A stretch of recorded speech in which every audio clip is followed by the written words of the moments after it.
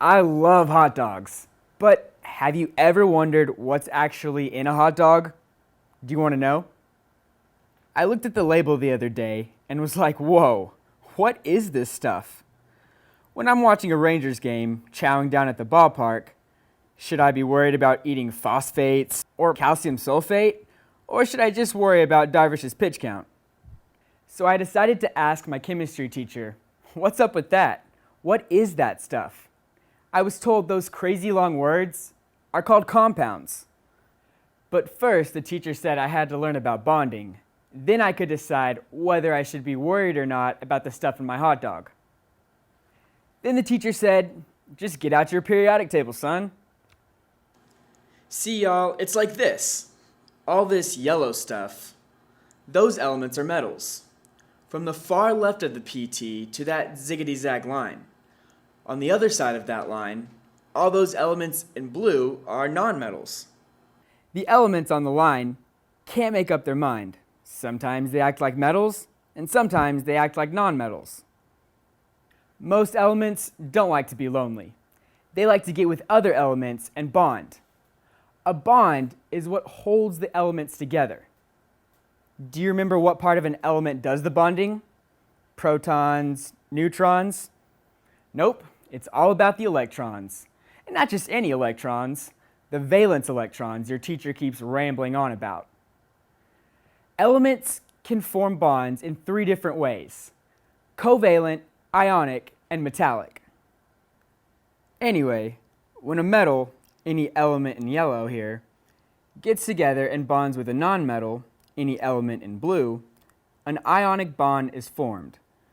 Let's add that to our notes. I bet you're wondering what happens when 2 or more nonmetals get together. Yep, that's a covalent bond. And when 2 or more metals bond, it's called metallic bonding. Okay, so those are the 3 types of bonds that can form between atoms.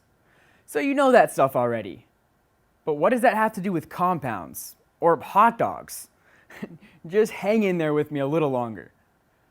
When different elements bond, they create something new. What now exists has different properties than the elements they came from.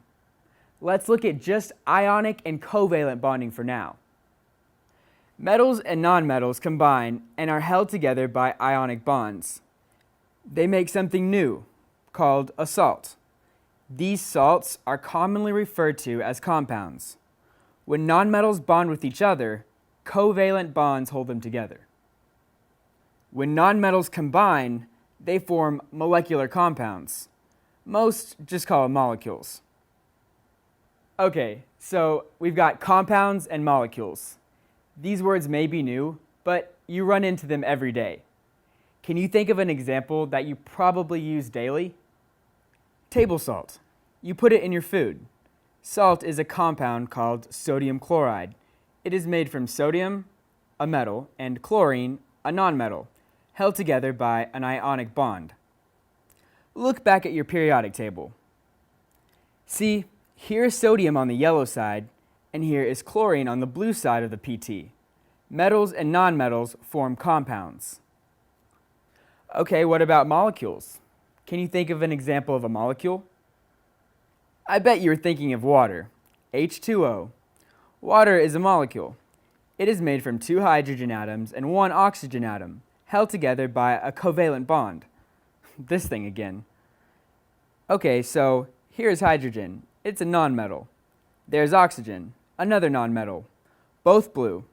2 nonmetals make a molecule. So putting atoms together is kind of like cooking. Mixing ingredients in the kitchen can lead to endless tasty possibilities. But just like when you're cooking, some things go well together and some things just don't.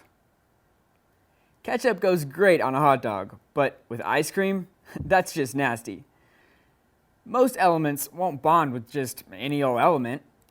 Knowing how many and what kind of atoms will bond depends on the electrons, the valence electrons. Well, that's all I got for y'all today, guys. But if you want to know more about that stuff in your hot dog, tune into the next video. Bye, guys.